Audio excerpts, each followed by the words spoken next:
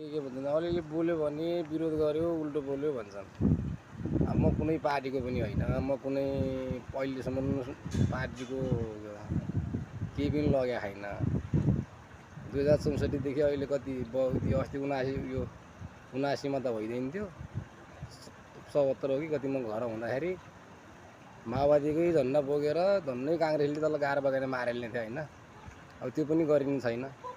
अनि पार्टीको अब हामी पनि एउटा स्वतन्त्र नागरिक हो, जस्तो जुन राम्रो मान्छे आयो त्यसलाई भोट हाल्ने हो।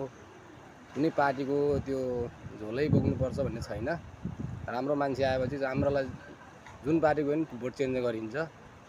अनि त्यो भएर यो कुनै पार्टीको होइन, म यो पार्टीको हो त्यो पार्टीको होइन, म स्वतन्त्र हो भन्न पाउने अधिकार पनि छ होइन। हामीले देखेको कुरा हो, अब नदेखे अब केही नथाहा पाउने पनि नभन्ने हुन्थ्यो, आँखाले देखिया हुन्छ।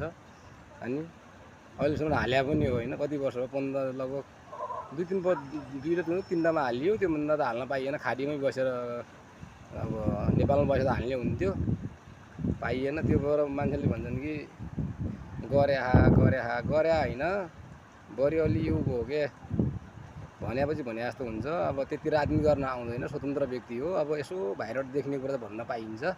अब भित्र के गर्छन् थाहा छैन। अब भित्री राजनीति त बुझ्न सकिन्न होइन।